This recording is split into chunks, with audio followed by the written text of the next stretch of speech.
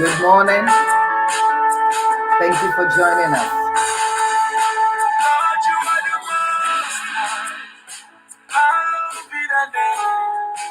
Thank you for joining us this morning. I hope you had a beautiful time yesterday.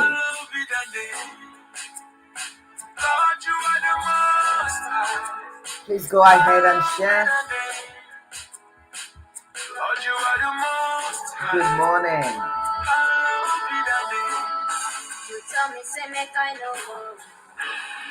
That everything's gonna be okay. Please go ahead and share, pass it on. Share from Facebook, share from YouTube, so that people can know and see are the lily of Galilee. You make impossible possible.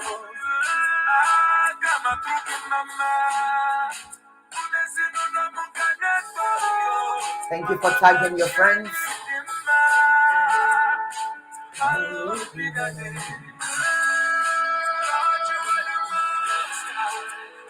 Hallowed be thy name. Lord, you are the most high. Hallowed be thy name. Lord, you are the most high. Hallowed be thy name. Lord, you are the most high. We've got 4 minutes to start. Thank you for inviting your friends and sharing the video. Then to the studio on Wednesday, I walk it out till Thursday morning. I've been chilling on the Friday. I play some shows on a Saturday. If you ask me what my best day is, it's when I praise you on Sunday morning. I got my truth in my mind. Good morning, good morning. Thank you for joining.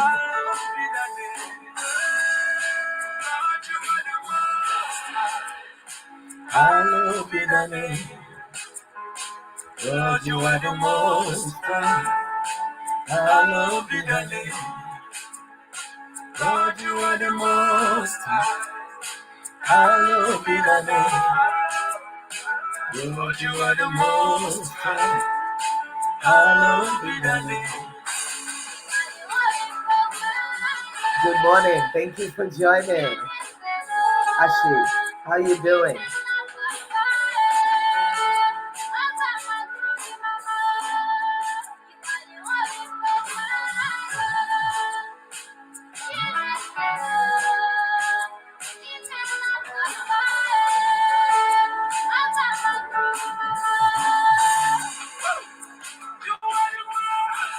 Thank you for sharing. Thank you for sharing this on your wall on Facebook. We're live on YouTube as well.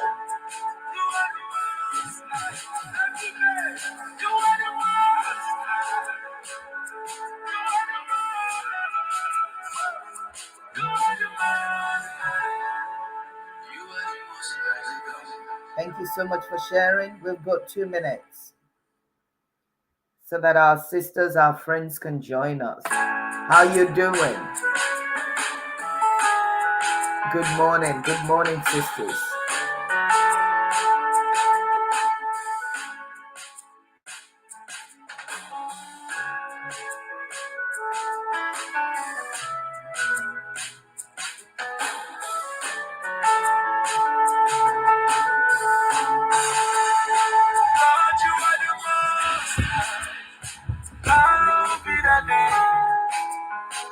Lord, you are the most high.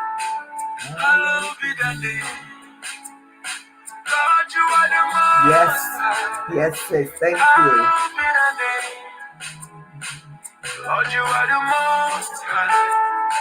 Hallowed be thy name. You tell me, say, make I know. Good morning. Good morning. Thank you for joining us. Please go ahead and share.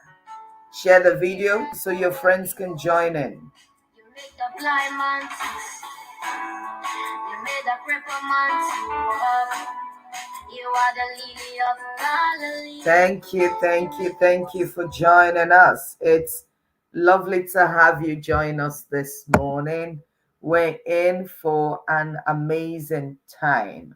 So we're going to start now. Let us pray. Our Father, we thank you for this morning.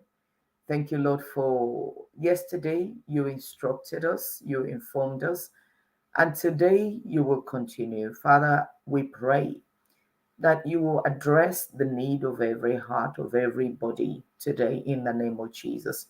I pray, Lord, for insight that we may be able to understand clearly that which you want us to understand from today's session. Thank you, Father, for Tolu and I. Thank you, Lord, because you cause us to speak wisdom even to their hearts who have not asked. Thank you, Father, in Jesus' name. Amen. So this morning I'm going to be bringing on board a face that well, if you've been joining CPJ sessions, you know Dr. Alugo. Dr. Alugo and I were classmates in medical school. She's a consultant psychiatrist. She's a specialist in her own right, and with a lot of insight, understanding teenage health, teenage mental health. In fact, is an area that I've seen her thrive in.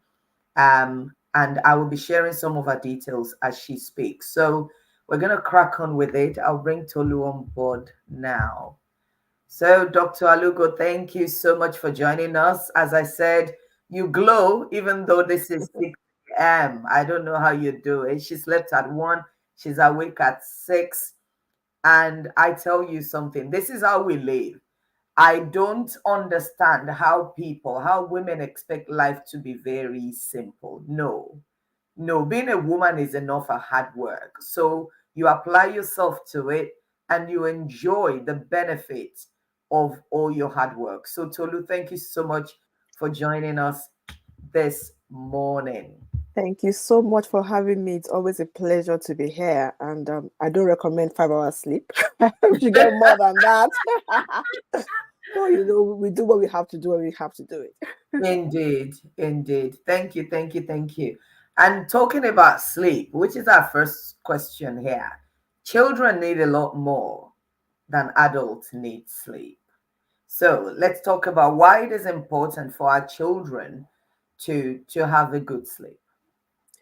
So, the general thinking is that sleep is when our body regenerates itself. That there's new, cell renewal, cell growth, and so kids are still in that phase where they're growing. Brain cells are developing, body cells are being, rejuvenated. So definitely, it's beneficial for a child to get enough sleep. And like you alluded to, our sleep needs vary as our age progresses. So where a baby up to 4 to 12 months will sleep about 16 hours a day, preschoolers may need a bit less, maybe up to 10 to 14 hours. School age children should be sleeping about 9 to 11 hours. And then teens may need even less, 8 to 10. So it kind of reduces as the need the recommended time which is spent sleeping reduces as the age progresses. But 8 to 10 really should be what we should be even aiming for as an adult. We know that when sleep is poor, there are so many adverse effects that it can have. Obviously, there's chronic fatigue. There is it may show up in different ways. A teenager may just be so unable to function. They're tired. They're sluggish. A toddler or preschooler may, or even school age child may be the opposite. They may be more irritable, have angry outbursts, their ability to manage stress, ability to learn new information is impaired if their sleep is impaired. So, you then begin to see things like a child appearing anxious, appearing depressed, not able to focus. You may even think they have something more serious like ADHD going on, but is it that the sleep is impaired? And obviously, it can affect a whole family dynamic. So the child is not sleeping, parents are not sleeping. I've seen parents who will say they became so irritable because their child was up all night. And then the usual parenting techniques go out of the window. So we're yelling, the child is yelling. We're then beginning to even spank more and all of that. I have seen cases where even child protection have had to get involved. And it was all from this issue of the child isn't sleeping, dad and mom are not sleeping, and there's just so much explosion in the house. So it is a big issue that Mm. we really should be trying to get our kids to sleep more, and we should be trying to sleep, get enough sleep ourselves, so that the wheels of the family can turn a bit more smoothly. Mm. So yesterday during the teenager session, raising boys, raising girls, and raising teenagers, we're talking about being in charge. A girl is shouting. We definitely didn't look at this aspect. We were all thinking about behavioral problems.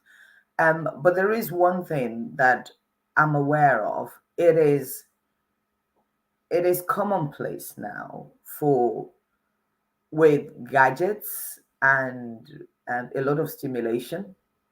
that children do not sleep well. So a typical family in which the parents, now I watched a program, my husband and I watched a program on TV. I think it's Swapped Wife Swap or something like that.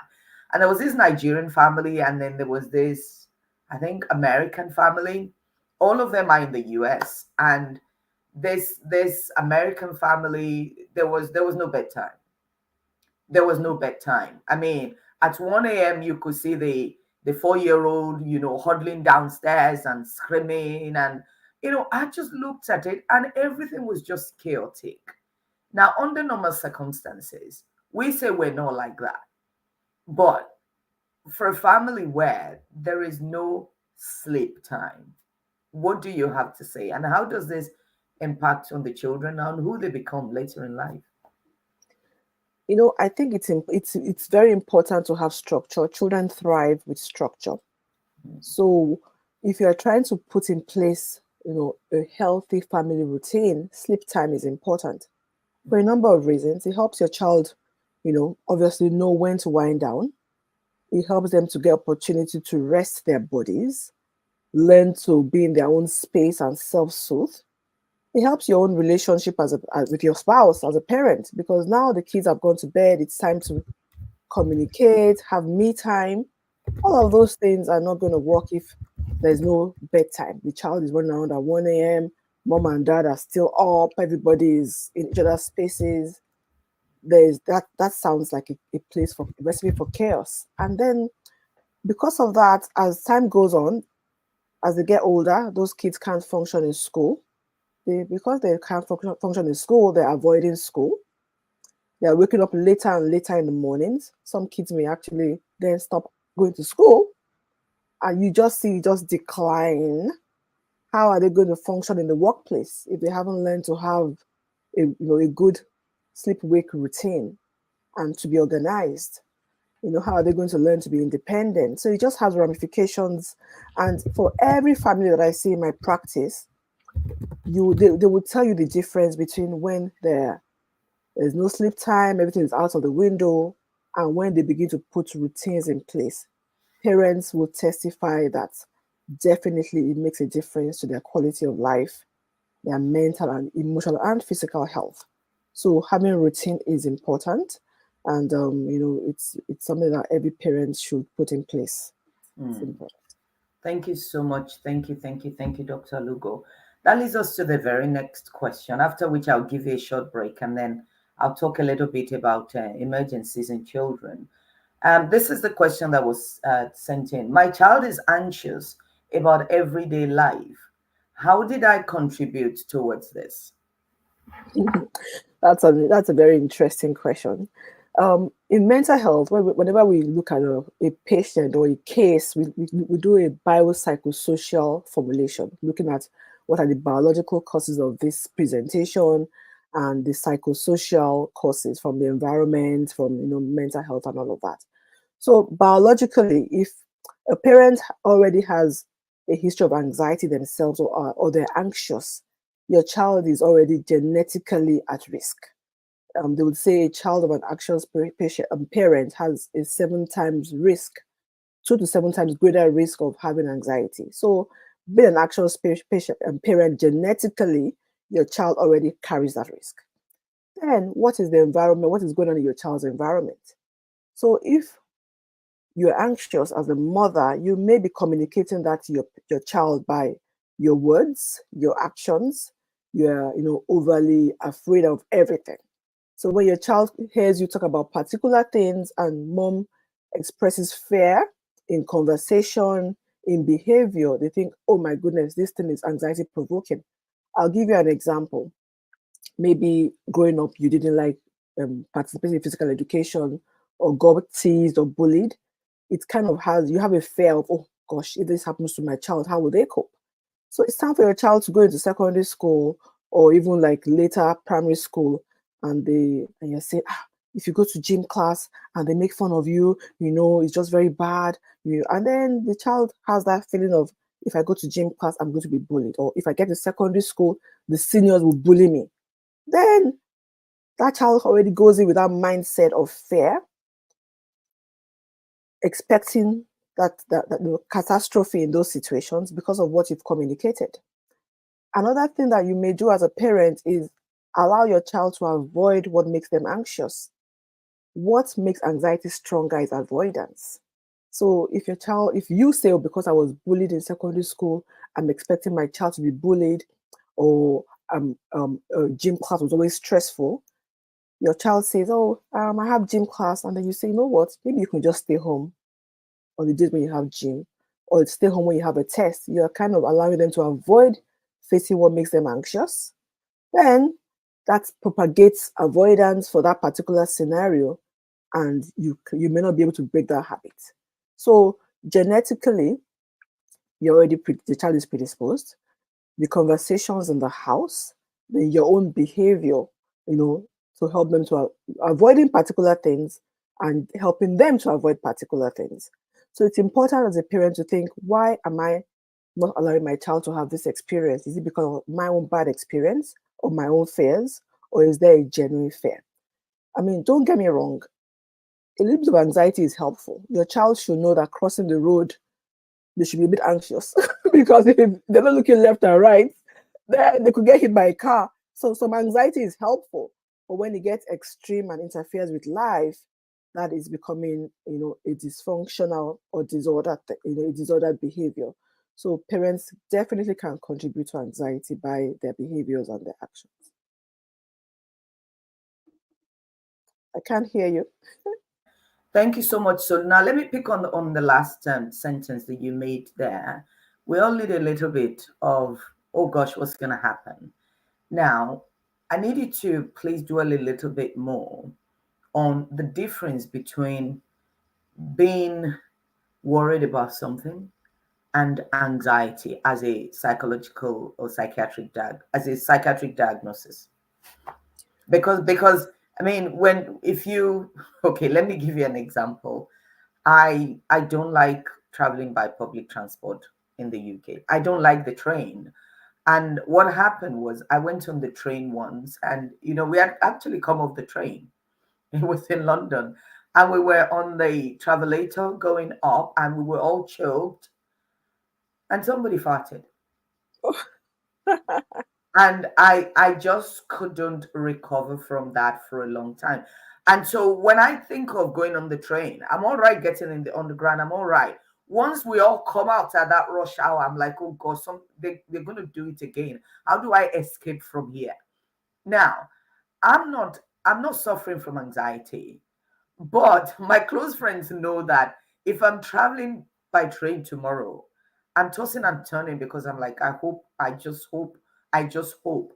Now, at what point does that become something serious? Some people are worried. A parent, for instance, is worried about their child going to nursery for the first time. That's normal. A new mom is worried about, oh, will I know how to take care of this child? It's normal. When do you cross the line? So typically, it becomes a disorder when it affects your functioning. So, for example, with your train situation, if you had to get a train to your job or to an important meeting and then decide that I can't do this because it's too stressful, when I went on the train, something bad happened, and then because of that, you are unable to go to work, unable to get to meetings that are important, that's a dysfunction. So that then becomes an anxiety disorder. Or a parent who is so scared about their child going to preschool that they decide to either keep them at home, or every hour they're going to go and check on the child. They're going to check if they have a webcam, going to check the webcam. They're calling the school repeatedly. They can't function because that is all their mind is dwelling on. Or a parent that postpones their child starting school, for example, because, oh my God, how are they going to cope? My child is not going to be able to cope with school. So when it begins to affect your functioning, where you cannot carry on with everyday life, as a in your family, in your occupation, socially, then that becomes a disorder. Thank you. Thank you so much, Tolu. I'll give you a few minutes to catch your breath and then I'll bring you back soon. So, ladies, I've got a few issues that I need to address really quickly. So, I'll be talking to you about common pediatric emergencies and condition how to prevent and how to manage.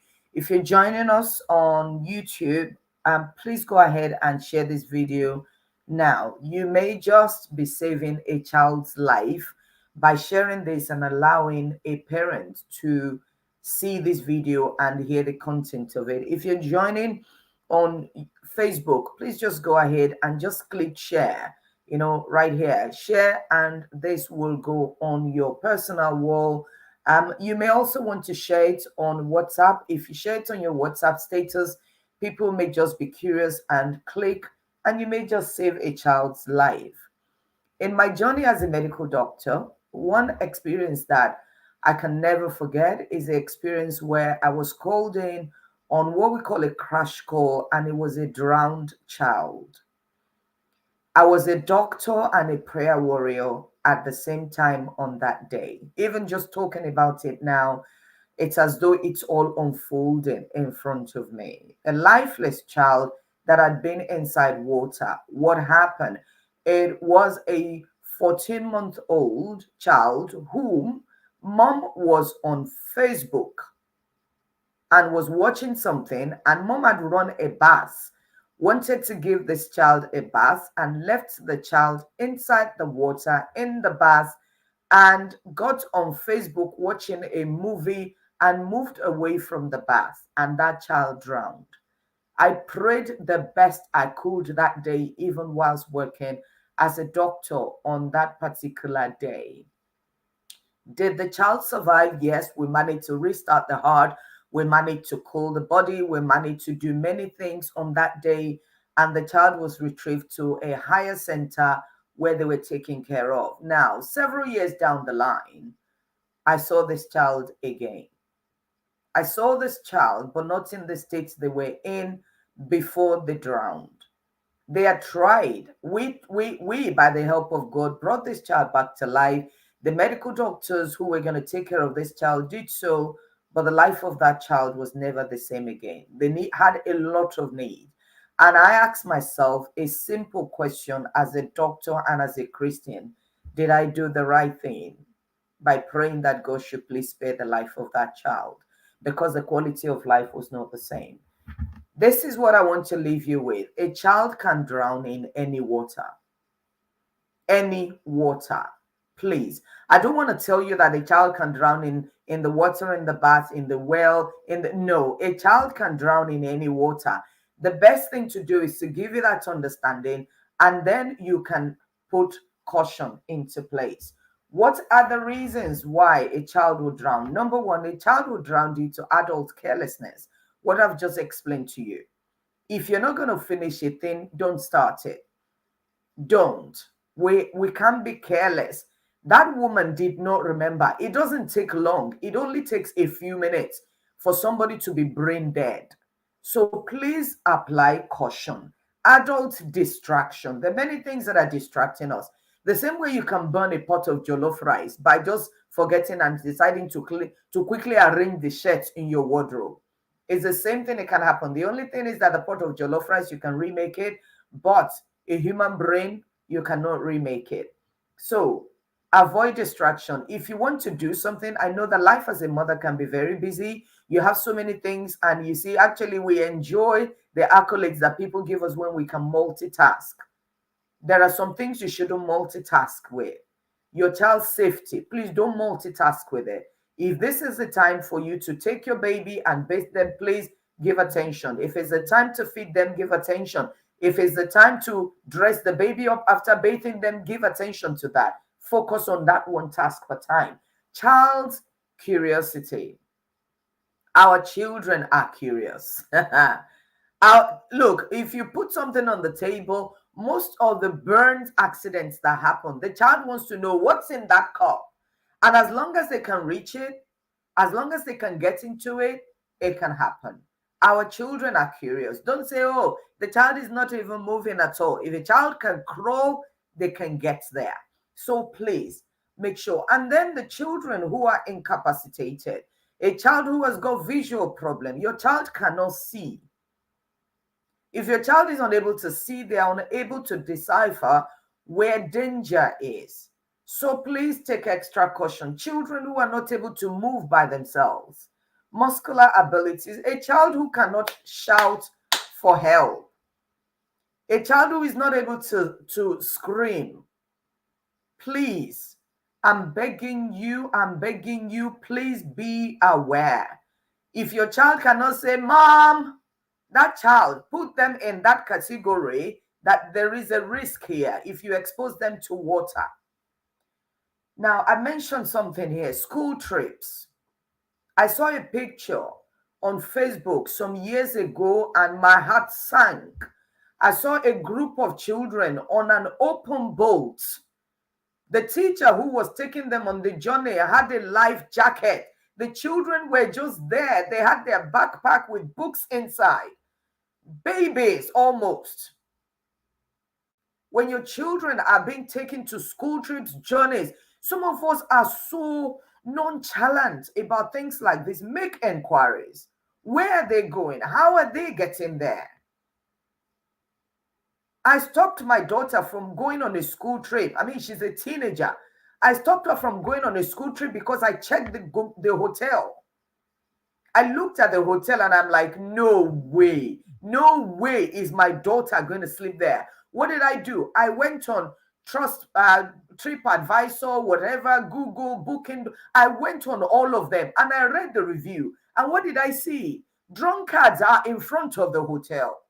Why should my daughter, a teenage girl, go spend the weekend school trip in a hotel where people are drunk?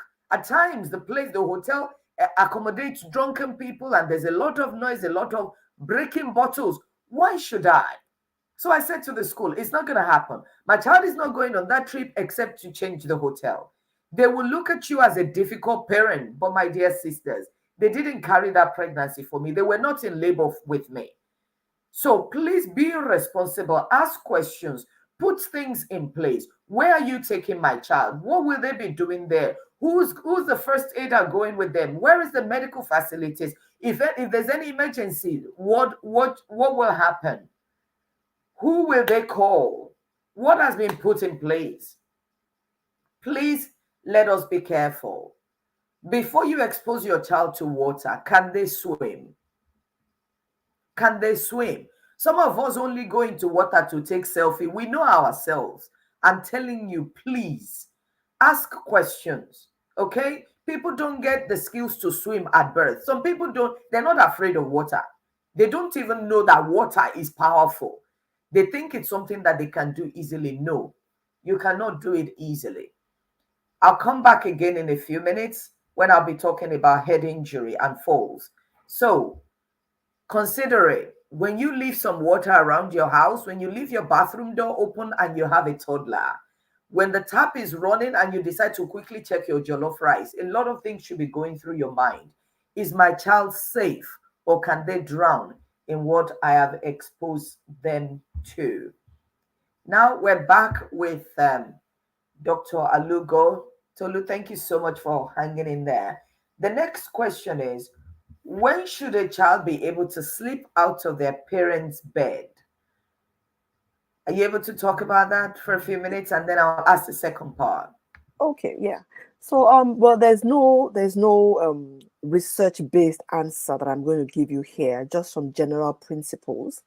So typically, the American Academy of Pediatrics will say that a child who is less than 12 months should not be sharing a sleeping surface with any adult. So they should not be on your bed or with you on a couch with you sleeping. They should not be sharing a sleeping surface with a sleeping adult before the age of 12 months because of the risks that we already know about, the sudden infant death syndrome. However, they can share your room. So your child can share your room, be in a cot beside you, and all of that. It's convenient. It helps to also protect the child. But as a child they would say, typically by age 1, your child should be able to begin to transition to their own space and begin to learn to, sleep separate from you. But sometimes that is not practical for various reasons. But before school age, your child should be out of your bedroom, not even in your bed, out of your bedroom. So some people would lie with their child to help them to fall asleep. You can lie with your child to help as part of a sleeping, bedtime routine, but you also don't want your child to become dependent on falling asleep with you by their side as they get older, because a child needs to learn to soothe themselves. In a normal sleep cycle, a child will wake up a few times during the night. All of us do, whether we are aware of it or not. If a child has not learned to self-soothe and go to sleep by themselves, every time they wake up in that, when the sleep cycle changes, they're up looking for you to soothe them back to sleep. So we should be training our children, to fall asleep on their own and to be out of our bedrooms by the age of, I would say, ideally in an ideal world, age one, but really before they start school, because you're fostering independence in them. So it's a very controversial answer, but that's the recommend. That's what I would recommend. Yes, yes, I absolutely agree with you, Tolu. So let's talk about the next thing, which is withdrawal anxiety, separation anxiety, as our children go to their own space or start life at school. It's a common thing you see in school where at the school gate you see the little, most especially in Nigeria. Permit me to say this. I was speaking to a mom in the course of this week, and I was just like, why are people wicked like this? You see, you see a 2 year old, and they're already in school. I don't understand. And then and then a comedian said this on Instagram that his 2 year old came back with excellent in the school reports, and he was wondering what was the examination, how they snored What or did how he they do? slept. So, so the reality of this is that more and more children are stepping out of the house way too early. That is my belief. There is nothing your 2 year old is doing in a school. What on earth? Why? That child should still be toddling around, behind you all around the house. But what do I know? People will say, oh, Mobile, you've got your own life made. That's the reason why you're talking like this. The impact of that exposure is unbelievable. But this is not for me to talk about today. Maybe Tolu will talk about it later. I do not know. But you see a scene at the in front of the school gate where the child is yelling his head off, and the mom is saying, go, go, the teacher, Auntie Tony, come and take him. It's very traumatic for me. I don't know what you feel about that, but how do we manage it, and does that affect the child on a long term basis? Well, I mean, again, some separation anxiety is normal in some developmental ages. So, from age 9 to 18 months, the child is becoming more aware of the world around them and possible dangers, and doesn't want their mom to leave them. So that is, normal. But then, as your child is getting older, then they should begin to learn to separate from you. So, given this, this 2 year old who is going to school in this day of working moms, everybody having to contribute economically, a child may not go to school, so to speak, but they may go to daycare. They may go to the babysitter, and or even go to kids' church on a Sunday, and they are holding on to the mother for dear life and crying, and sometimes it can even manifest as bedtime. The child will not go to their bed at night because they're so scared that mom isn't going to come back the next morning. Mhm. So you want to start by, you know, if you're going to put a child in a play school or even in kids' church, you want to begin to practice gradually. Begin to prepare them to a few test runs, bring them to the place, maybe stay with them for part of the day or part of the time you're there, so they get Mhm. familiar but know that you are there.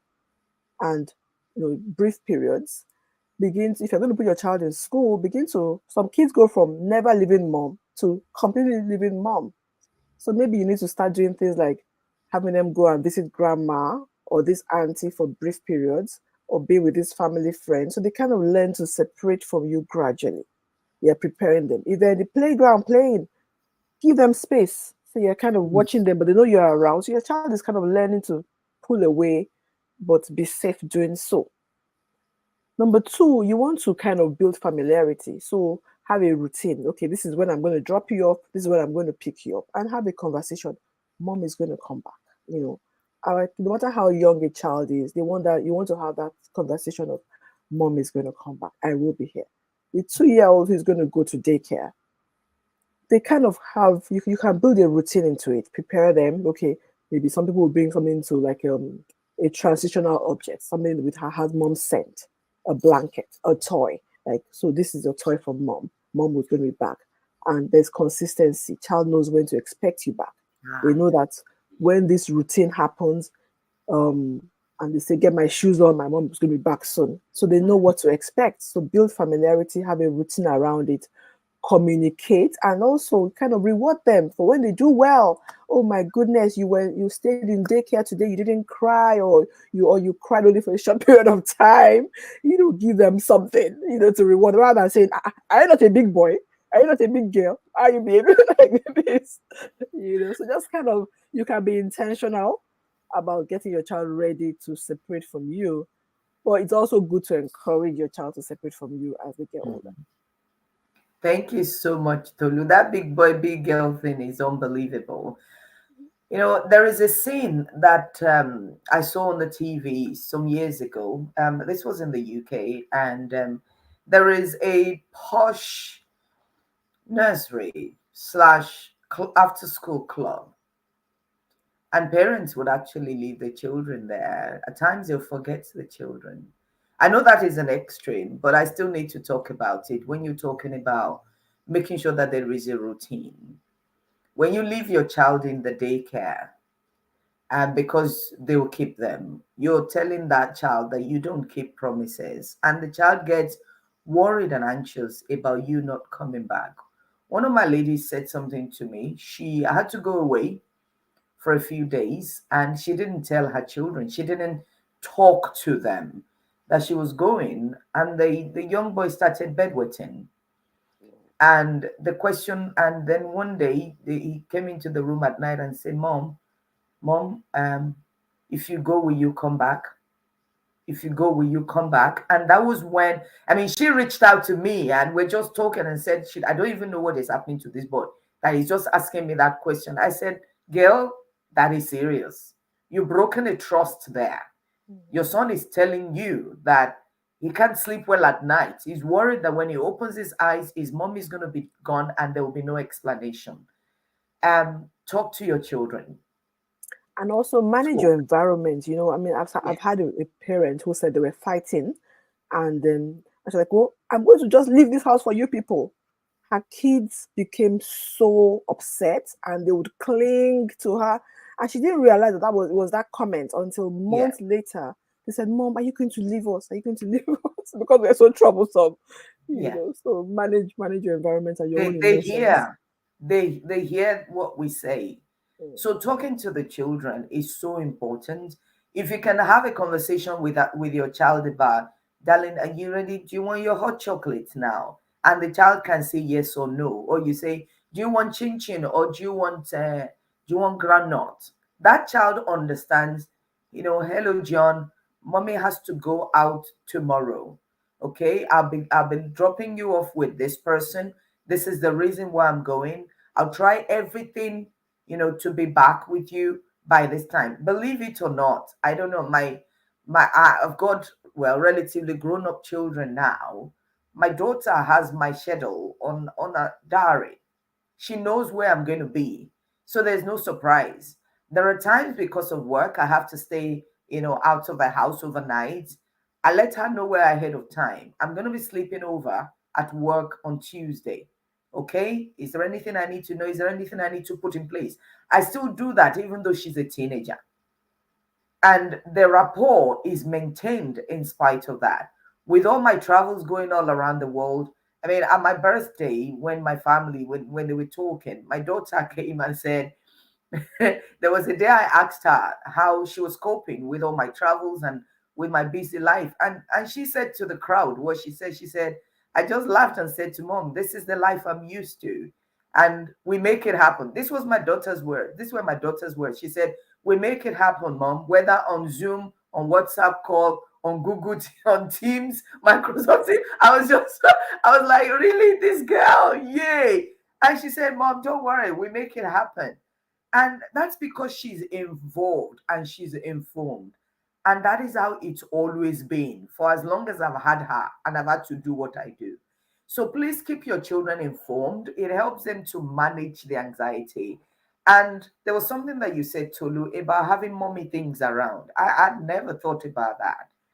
I know that when you're introducing your child to their bed and their space, you put little bits of you around. I used to tell moms when I work full time in pediatrics that if your child is not sleeping well at night and it's because they're used to you coming to their room to carry them and cuddle them, what they want is mom smell, mom fragrance.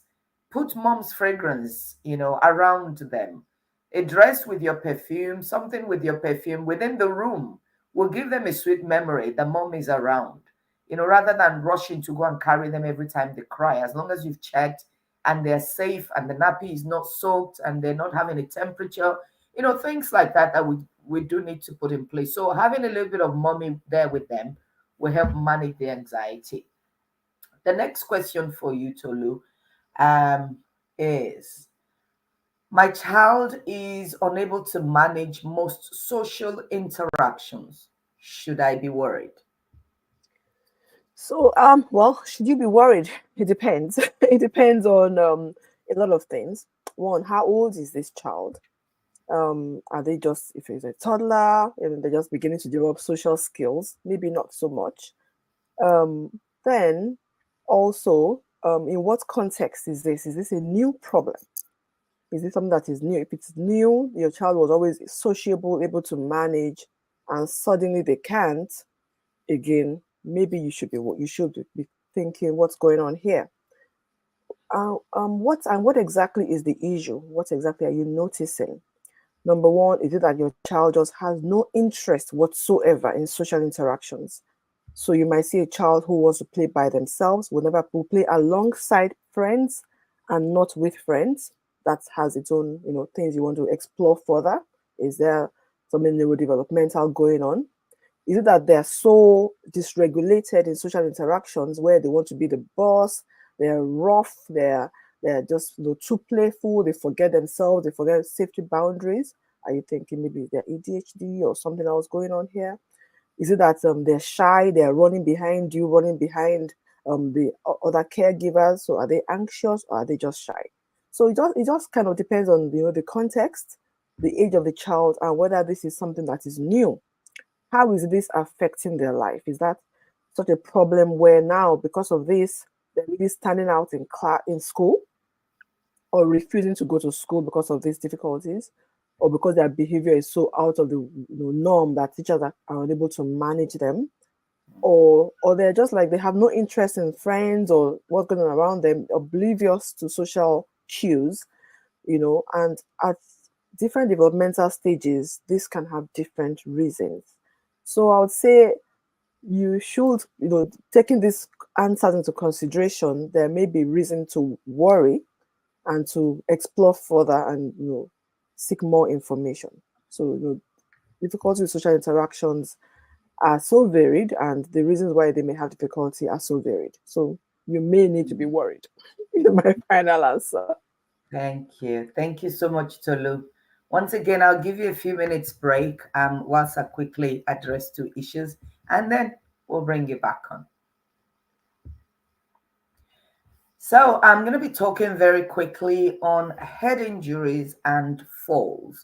Just like I was addressing the issue of drowning earlier on, majority of head injuries that our children will have will be minor head injuries having no significance or no consequences at all. But in a few cases, a child who has had a head injury will have serious life consequences as a result of that. Just like it happens with drowning, um, few reasons why our children would have head injury: adult carelessness, irresponsibility, I'll say adult distraction, and another one, child curiosity as well. So, what are the things to look out for when a child has hit his or her head? that child needs an extra observation. Don't just assume that everything will be okay, just like it was for the rest of the falls that they've had. What you should do is look out for a few things. I'm going to mention them. The first thing to look out for is look at the place where the impact happened. Is there a gaping wound? Is there bleeding? Okay. Is there, can you see things that you would not normally see? I've seen a child brought into A&E before, and you could practically see the skull underneath. That is not a joke. That is a serious injury. So look at what you can see physically. Look at the child. If a child who was playful with friends and everything, suddenly after a head injury becomes withdrawn, does not seem to be interested in what is happening, that is serious. Is the child vomiting? Your child may vomit, once, maximum twice as a result of shock that something happened to them. But if a child has persistent vomiting after they've hit their head, there is something wrong. You need to get them checked. If a child has bled from the nose or from the ear following a hit to their head or a fall, please take them to where a doctor can see them. Because at the end of the day, it may be a sign that there's been a fracture in the base of that child's skull, and you may not see anything on the outside apart from the bleed from the nose, the bleed from the ear, or the clear liquid that would come out from the nose. So it is important that you note this. Vomiting, persistent headache, alertness. And also, as I said, look at the whole child. Is this child withdrawn? Is this child avoiding lights? A child who, just sits like that after they've had a head injury. Get that child checked out. I'm going to talk about preventing head injuries and preventing falls and accidents. Apart from the things that I've mentioned about drowning, I want to address the elephant in the room. The elephant in the room here is road traffic accidents, which in a lot of cases can be avoided, but we do not avoid it. If you have a family car, please, I plead with you, after this session, go into your family car and look at the inside of the car. There are things that have been put in place there to save your life if you were involved in an accident. One of them is called the seat belt. Many years ago, I was in a public transport in Ibadan, in Nigeria. It was in the days when road safety, I don't remember what they're called. I think it's road safety, was initiated.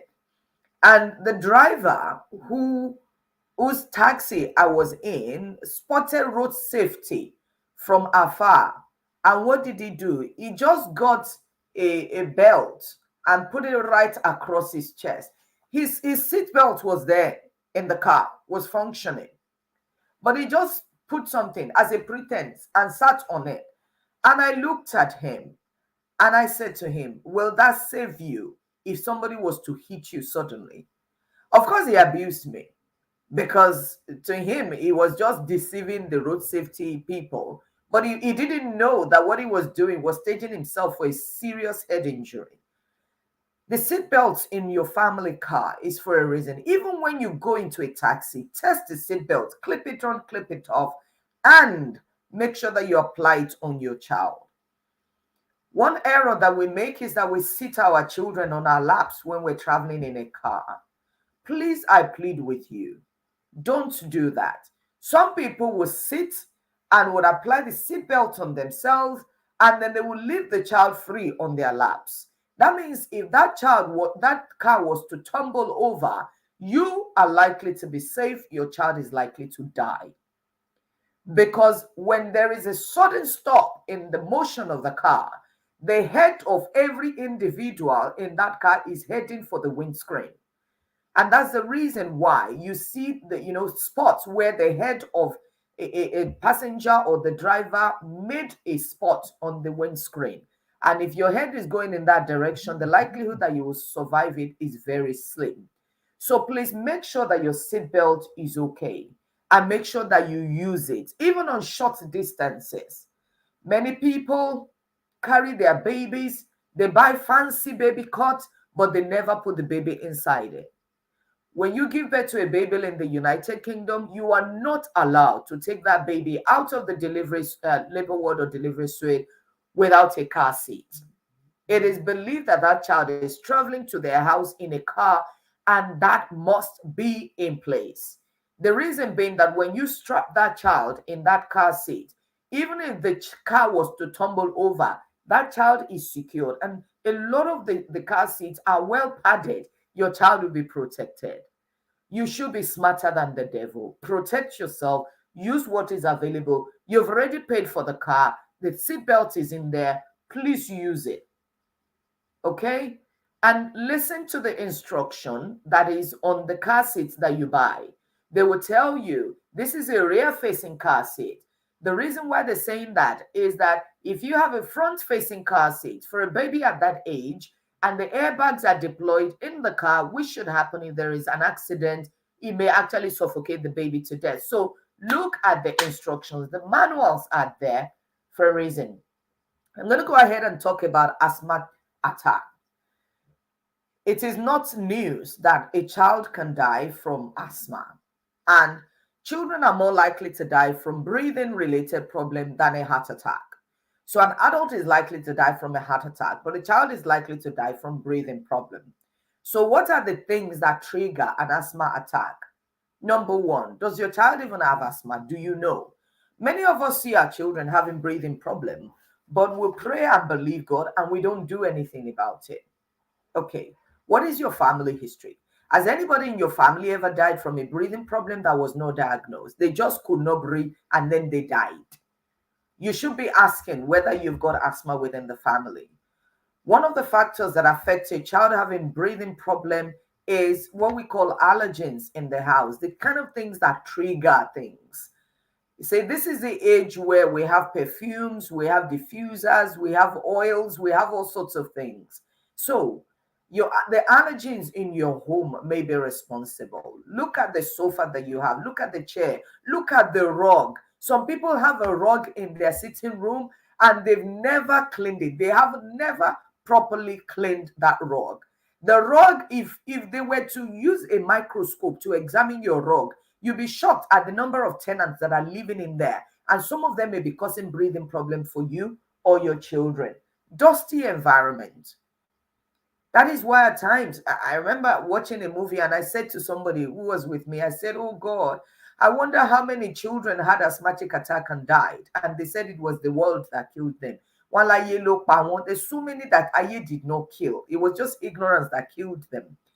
So you have burning bushes, you have, we're cooking with things, the house is not well aerated, not ventilated. A typical house that I visit would normally, and the way we build houses in Nigeria, God help my country, a lot of people are not considering the cross ventilation. All they're doing is just building big houses with small windows. So there is no way any fresh air comes into the house. And because of thieves and security, we lock the door shut. So there is no way you go to hotel for holiday, the air conditions there have not been serviced. Yes, a lot of hotels. I stayed in a hotel many years ago in Ibadan. I developed throat problem just by sleeping overnight in a hotel. I went to a TPJ meeting and I couldn't speak properly and I knew what the problem was. But it was like halfway through the night when I realized the fact that do I sleep in this heat or do I just allow whatever I'm soaking into my airway to go? So if you have a conditioner in your house, make sure it is serviced. Make sure the surfaces are clean. Make sure the carpets are clean. All these things. And I'm not addressing Nigerians alone. I'm talking about us everywhere. Dust, dust, dust, dust, dust. Wipe, wipe, wipe. Okay. Smoking at home and within the neighborhood. All these things go and affect the airways of your child or even yourself. How do you know that your child is having a breathing problem or an asthmatic attack? The typical sound that you will hear is what is called a whistling sound, and it sounds like this. If you're hearing that coming from your child, That child has got respiratory problem. You need to be getting help immediately. You may see their chest sucking in. You may see it like this. If you see a child, can you see where I'm pointing my neck? If you see that in a child, that child is in trouble. They are at the risk of losing their life. Look underneath their ribs. You can see their belly going in and coming out like this. That tells you that danger is imminent. A child that cannot speak a sentence, and you're seeing the signs that I've mentioned. Death is almost at the door.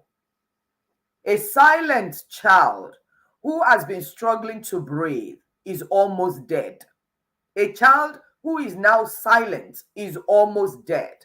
I've had to paint the whole picture so that you can see it and you can know that this is not the time. If you have to call pastor, be calling pastor to meet you at the emergency department. Not that you're waiting for pastor to come home and pray so that you can then go to the hospital. You will regret that. So what do? Get assessed. If you don't know what to do, get help immediately. And I'll say this, time is of essence.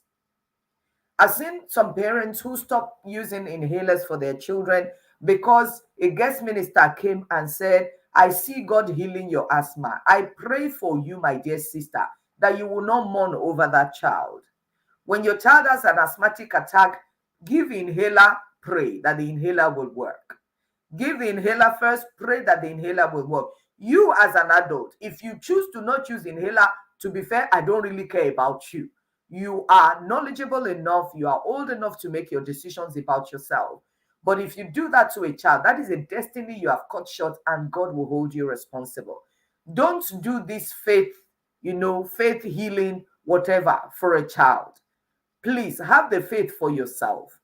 If God has healed your child, they will not, and the healing is as manifested, they will not be having the asthmatic episode. So the fact that they're still having the asthmatic episode is that healing is still in progress until it is complete. The same way you don't move in, you don't go and eat a cake that a mixture that you have just put in the oven. Please do not leave your child to die a needless death. Get help immediately. Frequent episodes of problem with breathing that is not managed will affect a child's brain and development. Teach yourself first, how to give your child the inhaler. Teach the siblings how to administer the inhaler. Teach the school teachers how to administer the inhaler. Make sure that there is an inhaler almost everywhere your child spends enough time. There must be a one. If the child is old enough, there must be one in the school bag. There must be one at home. There must be one at the play, whatever, child minders. If they're ones that go to their grandparents' house, make sure grandparents are also skilled in administering inhaler. It may just be the difference between life and death. And always make sure that the inhaler is in date. If the inhaler has expired, they're not doing anything for the child. They're just taking in air that is not helpful. I hope that has given a bit of information that will help save a life of a child who was an asthmatic episode. So we're ready now. We're going to bring Tolu back on. Thank you so much, Tolu. You're still staying awake. Yes. Now, this is the next question. I am embarrassed that my child who is autistic is always disruptive at church. We actually stopped attending.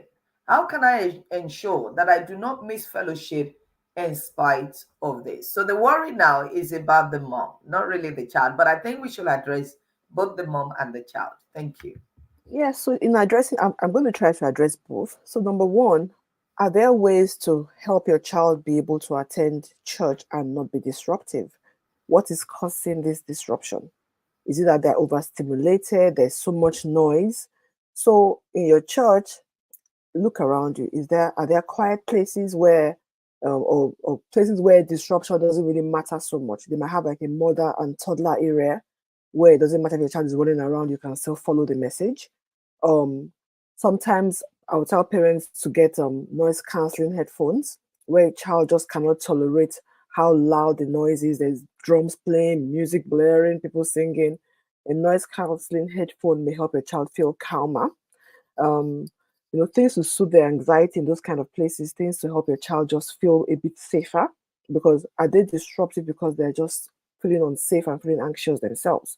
So, can you modify the environment, so to speak, in church to make things easier for your child to manage? Number two, if then that cannot happen, what can you do as a parent? So if you're able to plan with your spouse, with the other parents, such that you take turns in going to church. So one person stays home. Thank God for some good things that came out of the pandemic is most churches now are live streaming services, or you can join online. So maybe take turns. One week daddy goes, one week mommy goes, so that somebody can stay home with the child. That's one thing. Can you join online? Like I said, join an online meeting. Can you take advantage of midweek services if somebody else can care for the child? So that way you're able to go for the midweek Bible study or prayer meeting. And even this kind of like TPJ. TPJ has so many sessions, on the internet. You can join prayer sessions on Facebook, on Zoom, on Mixlr, on YouTube. So if your church has those platforms or other platforms that you benefit from, you know, you can always find ways to soak yourself in, the word of God. But I hear you, it's not just about just soaking in information. You also want to fellowship with other believers. Are there other moms that you're aware of who are Christians who have children with similar challenges? So that way everybody understands where you're coming from. And can you guys plan to meet and maybe pray in each other's houses, have fellowship? You'd be surprised just having a support group of other mothers who are struggling with the same challenges can mean that you can take turns in meeting in each other's houses or at a particular location. And the kids can be off doing their thing and you guys can still manage to fellowship together. Or you can have online prayer meetings in a group that you can do. So and attend conferences when you can, when somebody else can care for your child. So look around you, see who your tribe is, who can help you to look after your child. Accept help from other people so you can make time for that me time by yourself to attend other meetings apart from just regular Sunday service. But it takes being creative, it takes asking for help and accepting that help, and then modifying what is modifiable.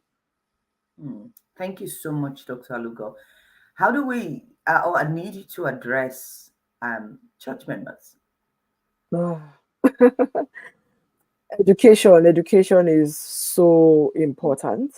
I mean, we're still in this age of where people believe that an autistic child is almost can transmit their autism to you by touching you or by playing with you. So, we have to really educate, which is why this kind of platform is good. A child being autistic is not the parent's fault. It's not because of anything the child has done. They're not contagious, and they need support and their parents need support. So I think if the church body, I think it starts from the leadership. If the church itself, the mommy geo of the church recognizes that there are women in this church who have children on the spectrum who are challenged and is intentional about including them, making a space available for them, so that it may not be in the main auditorium, but then there's towards the back they can sit there. There's not, so the usher is kind enough to say, ma'am, there's another overflow room where you can sit where the service is being live streamed, where you can be there with your child and be free. So you're creating space, or somebody can say, what, do you want me to take your child? Are they comfortable going up with somebody else for a bit of time? Just being intentional about being inclusive, being kind. I think so. From the church leadership is where it starts. From the mummies of the church, being intentional about other mummies who are struggling and who also need to be fed. And I think that's where we should start from. Yes, this is where women supporting women. This is where it becomes relevant. I don't know if there's anybody listening to me and you have friends who have children with special needs. When was the last time you reached out to them? When was the last time you asked how they were doing? When was the last time you offered a little bit of reprieve? I.e., Take them out to lunch for a few hours. When you're shopping, consider them, remember them. I mean, somebody like me, if I want to go shopping, maybe for shoes, consider the whole day. And somebody like that, they don't have the luxury of having that whole time. So, getting close to people and seeing how you can be relevant to them, it just helps a great deal. In this age where you can order ayamasi, can order egusi soup, you can do that for that mother. That is one less thing for them to worry about. Some of us don't understand anything ADHD, autism. We don't now and we never will, simply because we're not just medically inclined. But when you see a struggling mother, you can identify one. You can recognize them and say, how can I help this woman? You can even start by asking, how can I help? One, they may be shocked because they're not used to being offered help. And then a lot of people who have promised help have abandoned them by the time the child was age 5 or 6. So genuinely ask, consider yourself, okay? Consider yourself, what your needs are, how you're coping with your own situation. Don't take too much on board to the point that you promise and you won't be able to do something about it. So ask, is there any aspects in which I could help? So when you ask that and they tell you, I need help with this, I need help with this, I need help with this, I need help with this, say, okay, I'll see if there's anything I can do. So you're not making any promises that you won't be able to fulfill. And then see what you can pursue out of the things that they've said to you. And just know that when you try and you make attempts, God will enable you. Even if it's just to put a smile on their faces, that will be good enough. You cannot carry all their life's burdens. So think about that child that you said is disruptive. Think about that child that you said is always shouting. Think about that child who is yelling in the shopping mall and you're looking at them as though that is the first time you would ever see a child. What you are doing is embarrassing that parent. Just try as much as possible. Have a brief look and move on. Pursue what you came to pursue in that particular place, even when that place is church.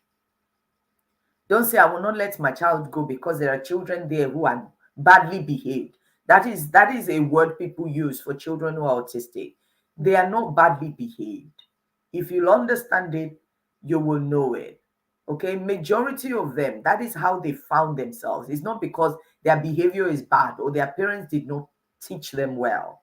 No, if only you knew.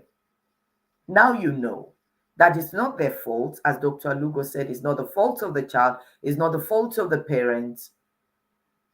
Just like the shape of your nose. A lot of us women, we are now doing contouring. Why are you doing contouring? Because you want to cover your broad nose that is broader than my own. I believe that my nose is probably one of the broadest that I've seen. But you can cover your broad nose, you can put makeup, they can make my face look slimmer. But those children, they can't cover them. That is who they are. They will be like that for the rest of their lives. So when you meet up with such families, maybe on a flight. I mean, there was a flight I got on, and this child was to fly. The child did not get to fly. So the flight was delayed. You have to check my notes, Sister Jumoke. I'm coming for you after this session.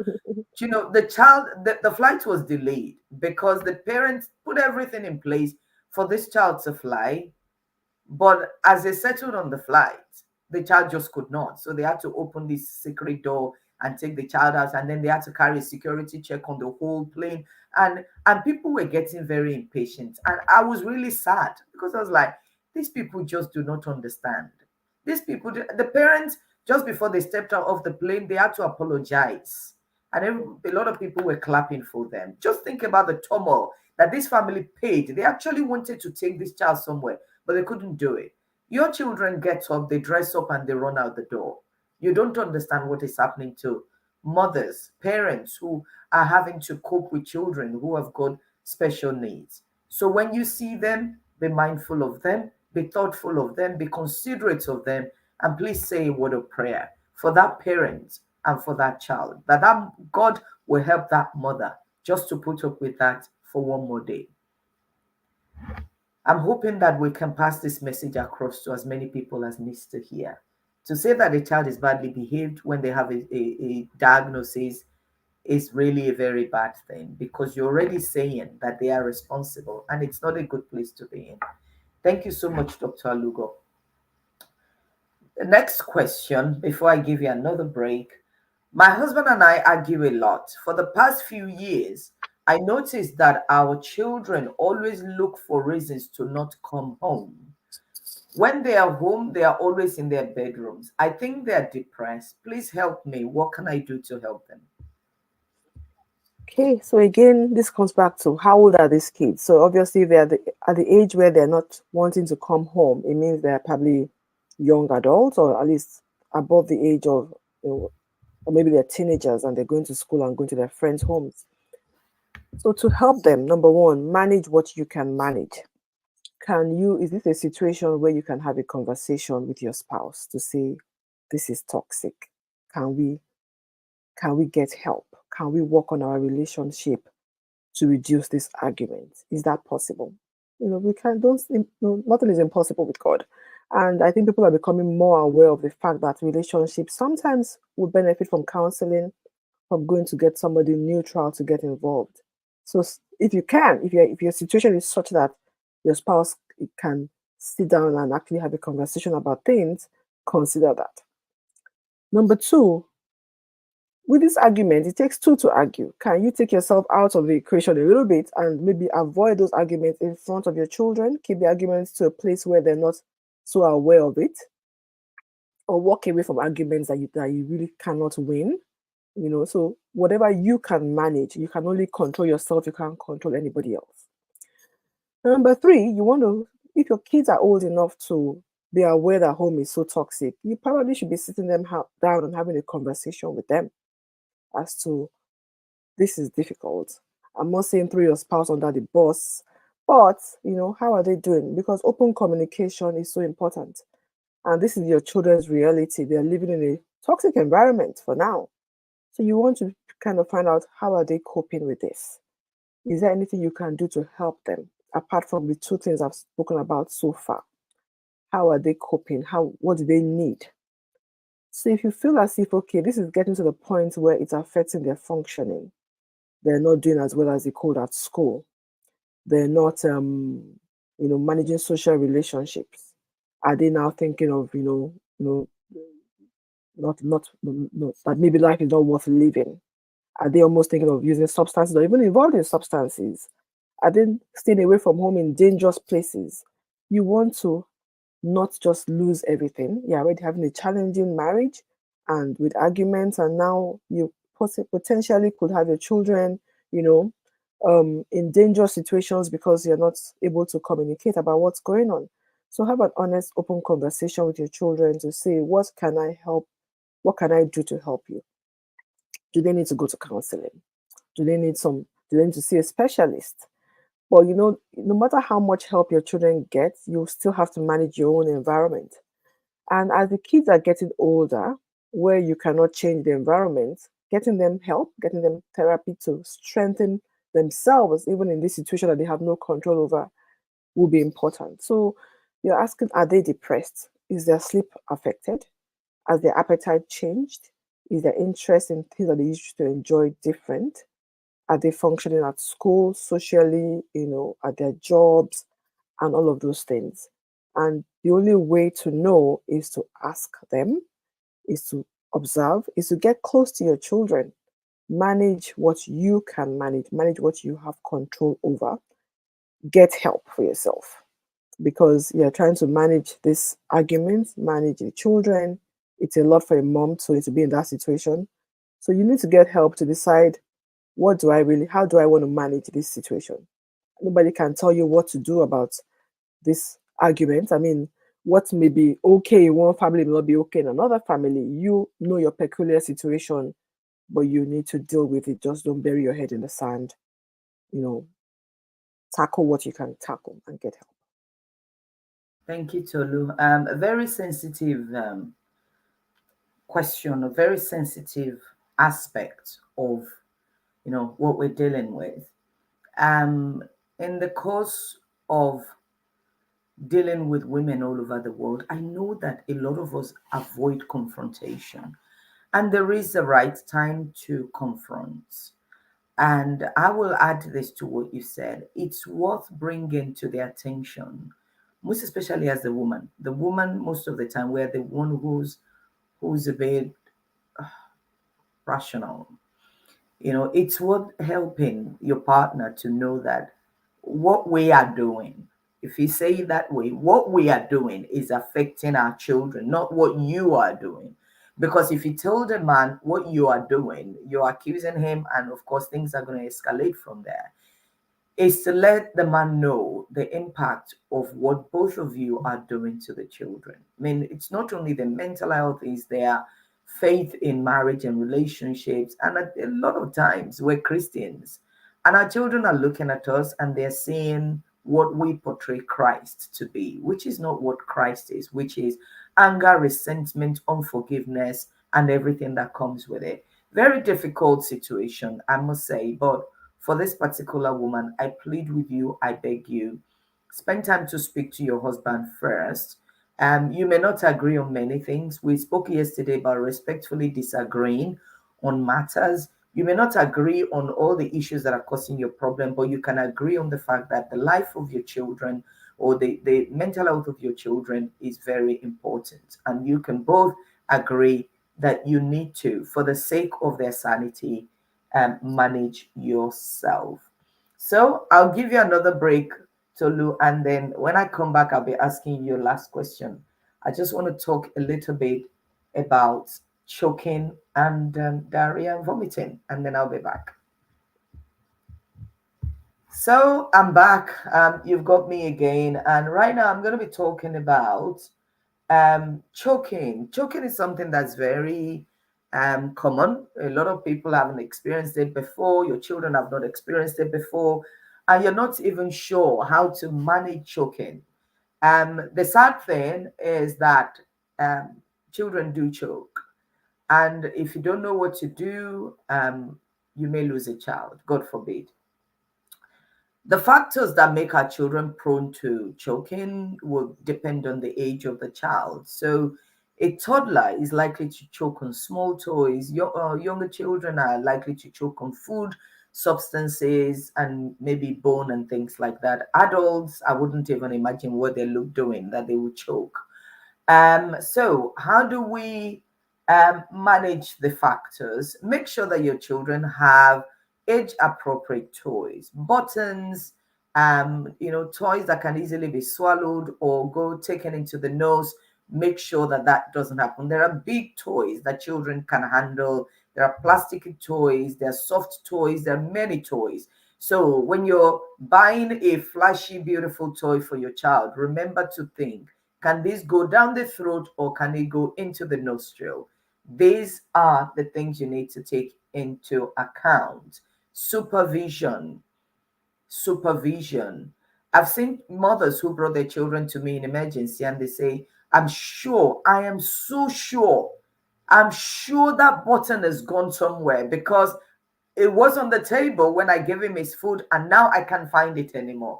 And then, and then you send the child for X-ray. If it's something that will show the X-ray, you see the button because the child, after putting some carrots in the mouth, decided to try the button to see whether that also can be chewed. And that is what our children would do because they are curious.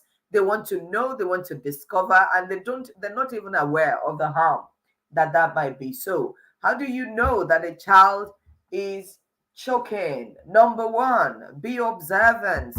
Look at things that are missing around. If you know you put something in a place like that, look at the things around. Number two, a cough. A new cough and a missing toy can only go in one direction.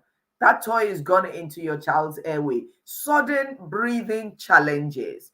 A child is absolutely well, no temperature, no sniffle, but suddenly they cannot breathe and they've got things around them or food around them, then suspect that that has gone the wrong way. What do? The number one thing I say is don't panic. I know you'll be like, Omobi, you say that because you're a doctor. No, don't panic, because when you panic, even the things you know how to do, you will not be able to do it well. Okay, your body goes into that mode where you cannot function well. If your child is there and is old enough to understand what you're saying, tell the child, open your mouth. Open your mouth. When the child opens their mouth, look inside the mouth. See if the button is sitting under his tongue. See if it's sitting anywhere. And if you can see it, just tell them, can you please cough and spit it out? Okay? A mistake, a common mistake people do is they put their hand into the and try to bring it out. Hey, my dear sister, if you're not skilled in doing such a thing, you will end up pushing whatever is there further down, and that may be the end of the road. So if your child is able to cough and you think they're struggling because they choke, tell the child, cough, cough, cough, cough, cough, cough, cough. I've seen that before. And you're doing it, the child is doing it, and with a force from their chest, they may be able to push out whatever it is that they've taken in. Call for help whilst your child is coughing. Call for help, because things may get better, things may get worse from that position onwards. And when I say call for help, don't just say, hey, help. No. If you know somebody who may be able to help, say, please, darling, I need help now. We're in the dining room. I think the child has swallowed this. That is how to call for help. Don't just say help. People don't know how to help you. Okay? Call for specific help. Help. I think my child is choking. The reason why you need to say that in clear words is just the same way God says that we should be specific when we ask for things. Because there may be a doctor nearby, there may be a nurse, there may be somebody who's a first aider who knows what to do to help your child. If you just say help, they think it's because you dropped slate on your toes. If you say help, my child is choking, somebody who's got the skills for a lifesaver, or what we call paramedic or whatever, will know that whatever they are doing, they need to be running to the direction where your voice was heard. God will always make a way of escape. The issue is, will you turn on the light so that people can see you and know where the help is needed? Call for help immediately. God may have placed a skilled help nearby for you. Now, after you've called for help, what should you do? Your child is still coughing, they're still holding their neck, and there is nobody coming. You don't have any means of getting to the emergency. For some people, the emergency is an hour away. There are basic things you can do. If you're in a country where they have got the emergency number, that is the time to call. Why? It will take a little bit of time for the help to come to you. And the people talking to you on the phone, they'll be asking you questions, and then you've got a child who is choking. It can all be a bit too much. So I'm talking to you about the first step in trying to help a child who is choking, according to medical science. If that child is able to lean over, even if they're old enough and you can put them on your lap, get them to lean over, okay? Exactly the posture that I've taken, lean over that way, and then slap their back. Pa! Pa! With their mouth open. If anything is in this direction, in this particular location, it's likely to fly out because of the pa. That is it. That is what you do. You use this. Look at this. Pa! Pa! While the child is in that position, whatever it is, by the help of God, should be able to come out. I will not be talking about the rest of the other things you can do, but it is important at this point that you should have help coming your way. So call for help, do what you can. If the child is listening to you and is alert, remember to tell them to cough. That cough may just work the miracle if what is blocking it has not gone too far. Now, if the child is saying, that means they're still able to talk, they're able to breathe, they're likely telling you that the thing has gone down. Well, find your way to the nearest emergency. You may just have a nice coin you were waiting to use to buy popcorn. It's gone down that way. A good number of the children who have swallowed money and things like that, as long as it's gone down, they will push it out in the toilet anyway. You may just need to clean your coin. That is if your hands can get inside where it has gone. God bless you for that. Now, I'll talk quickly about diarrhea and vomiting. These are two killers. These are two killers that you need to be aware of. They are fast killers because they deplete the water in your body. The kidney shuts down, the blood pressure falls, and death is imminent if you do not do anything. How does diarrhea and vomiting kill you? That is what I've just explained to you. They deplete the water in your body.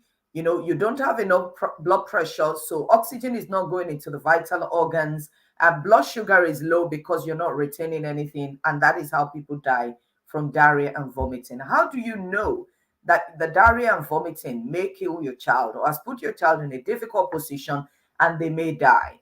When they are dehydrated. A child who is dehydrated, one, they are crying, but there is no tear coming out. When you tell them to open their mouth, the tongue is dry and at times it's cracked. The inside of the mouth, which should always be nice and moist, is now dry. The skin is wrinkled and there is no urine. All these things tell you that your child is extremely dehydrated and is at a risk of losing their life. So what do you do? Earlier in the illness, if your child has had diarrhea or sickness or a combination of the two for the past 24 hours, get a piece of paper, get a pen, and note what comes out of them. Say diarrhea a lot, times 1. Diarrhea minimal, 2. Diarrhea, it's too much all over the nappy. Now, you need to write that down. Then every time your child drinks something, write down, my child has drank this. What that does is, even if you end up going to the hospital, it helps the clinician to be able to know, okay? It helps them to know. It's called a fluid chart. It helps them to know how much fluid has gone into that system, and it helps them in the assessment of the child. Look at that child. Is the child alert? Is the child responsive to you? A child who has had a lot of diarrhea and sickness and is not responsive, it is not a good sign. If you have a baby in your hand, you have a toddler, and the soft spot on the head is still open, run your finger through. If it's nice and flat, that is what we want. If it is sinking to the point that when you dip, you can feel a proper dip, that child is very dehydrated and it is not a good sign. You need to get them help. Majority of the people know what is called the ORS, the oral rehydration salt. I learned this in medical school in Igbora, and I still remember the song, which I'm going to sing now. In fact, I must sing this song. Fún ọmọ rẹ lómi iyọ̀ àti ṣúgà mú, ṣíbí iyọ̀ kan, ṣíbí ṣúgà mẹ́fà, sínú omi ìgò bíà kan. Tó bá ti yàgbẹ́, tó bá ti yàgbẹ́, ìgbẹ́ gbuuru o, fún ọmọ rẹ lómi iyọ̀ àti ṣúgà mú. That is the song. You may laugh at me, but I tell you, many years later, that became handy. Go on Google. Google is your friend. Find out how to make the oral rehydration salt. Give it to your child, most especially if the child is having diarrhea. A child that is having vomiting is not even able to keep that down anyway. So you need to be getting help for them earlier if they have both diarrhea and vomiting. But if it's just diarrhea and they're still able to drink, your oral rehydration salt would help a great deal. Get your child seen at the hospital. The doctor will tell you whether there is a serious risk or not. So I'm going to bring Dr. Tolu back on board. Tolu, you're not allowed to laugh at my Igbo song. You know what? I am loving these medical tips you're giving because they are so important. I mean, all of them are they're invaluable. And obviously, I love your singing. But I know the Igbo song, it always rings in my brain. Right. So let's talk about your last question. Yes. So what are the signs that my child may have mental health problems? Okay. So, mental health problems are such a wide, almost like saying, Yes. what are the signs my child has a physical health problem? So, what is good? I mean, what are the signs? I'll say, what is different about your child? So if you think, is there a difference in my child from what they were previously? Is this a new thing? Or does my child stand out when compared with other children of the same age? With youth mental health, it's a spectrum. Like we said at the beginning, we don't say there's a disorder unless there's a problem with functioning. So the question is, what is going on with your child? Is this new? Is it a departure from the usual baseline? Number 2, if it's not a departure from the usual baseline, but are they different from other children of the same age group in the same environment, then that is a suspicion. Is this affecting their functioning within the family, in their school? Is this persistent? Is it always a problem? Not just like, oh, in one place we see this, but other places they're fine. Is it cutting across all settings? So persistent in all settings? Are there risk issues? Is it affecting? So for you to say a child is healthy, the WHO says, having good health is having good physical, emotional, mental health. So if any of these parameters is affected in the way that they can't, their relationships are affected, your child cannot function independently in an age appropriate manner. Are they achieving their potential? Are they different from other kids around them? Is it a departure from what they were previously like? Then we can say, is there a problem? Now, is it mental health? With mental health, it's about emotional expression. Are they able to express their emotions? Are they able to manage their emotions? Are they talking about not wanting to be alive or wishing that they were dead? Are they unable to communicate with their peers? Are they unable to relate with people in their environment in all settings appropriate for their age? So, school, playground, church, family members. So, that's like it's not a very broad question, but those are the things to look at. Is this different? Is this new? Are they standing out? And how is it affecting their everyday life?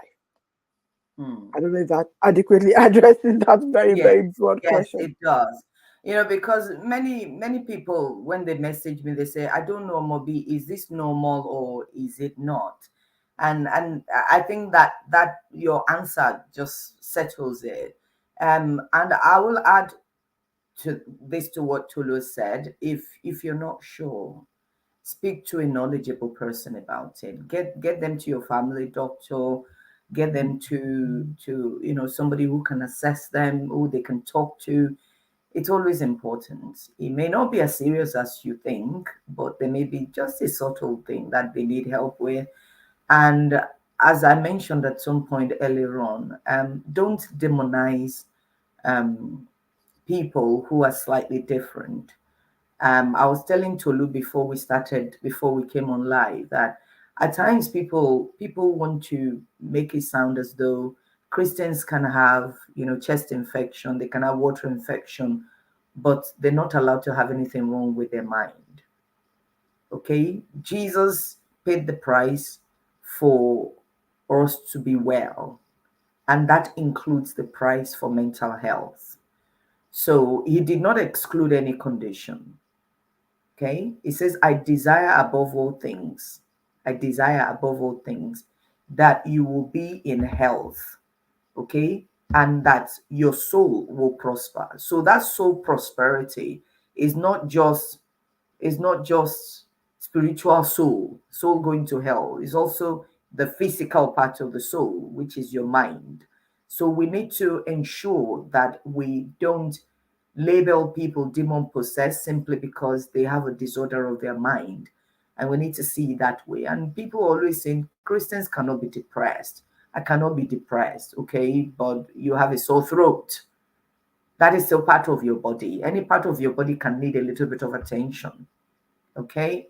The word of God dwells in you, but if you hit your head on the wall, you will have a bruise.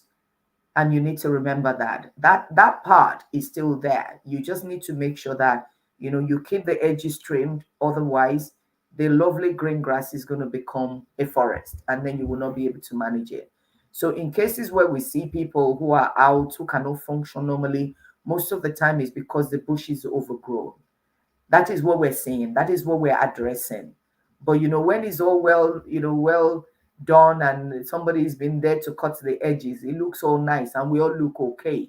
There was something that the first psychiatric doctor I met in medical school said to me. He said, there's a very fine line There's a very fine line. A lot of us cross the line many times in a day, will come back.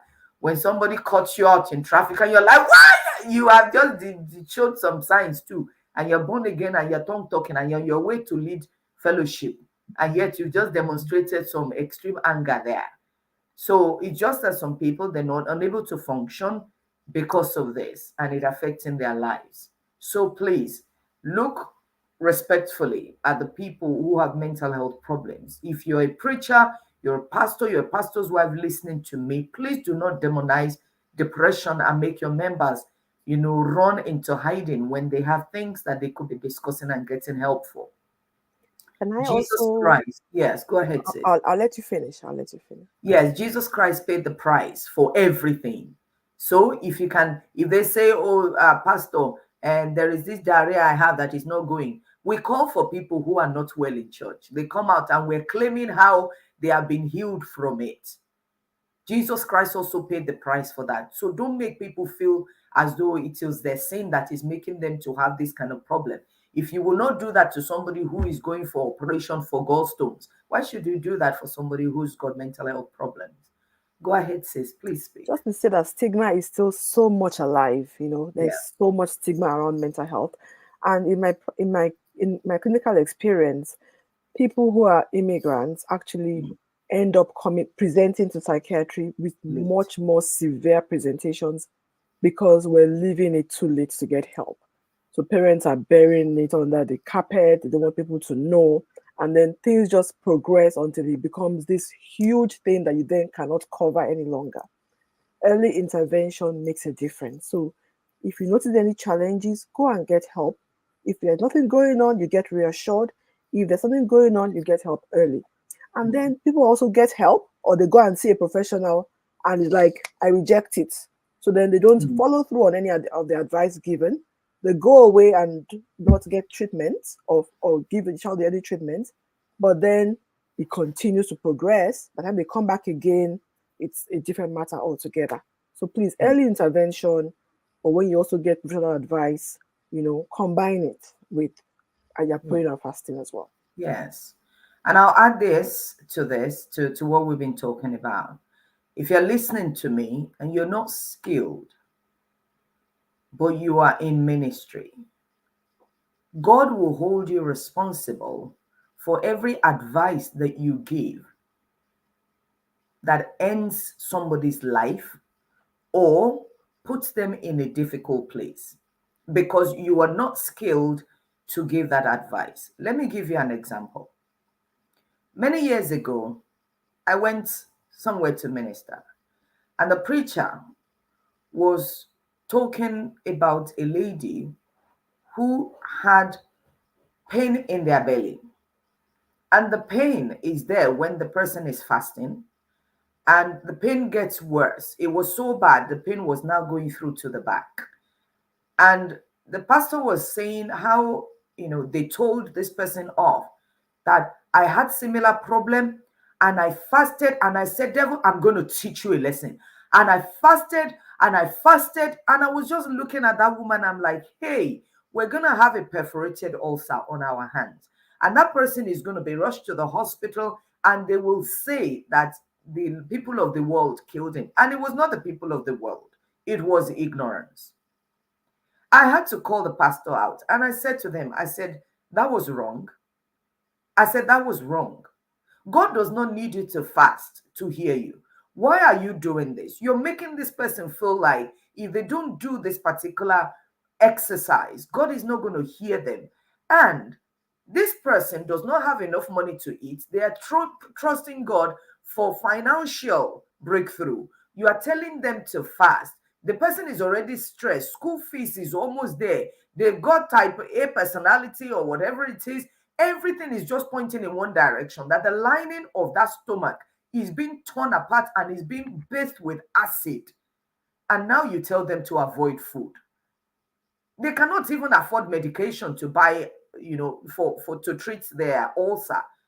And now you are prescribing fasting on top of that, and you have no understanding. Also, the pastors do amazing things. I read all sorts of things on Facebook. God help me.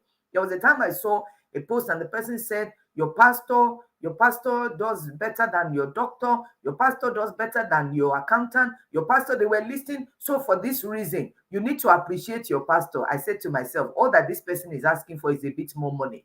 You should go and get some job to do. You go and take every issue to the pastor. If your pastor is a solicitor and you're taking a legal matter to them, by all means, you are just having access to free service, because anyway you should, because you pay your tithe and offering into that church, and actually pastor is being paid by the church, so you are getting value for the money you have invested in the church. But I am not an accountant. I wouldn't tell you how to manage your business. A pastor is a pastor. They're teaching you about God. They are instructing you about spiritual matters.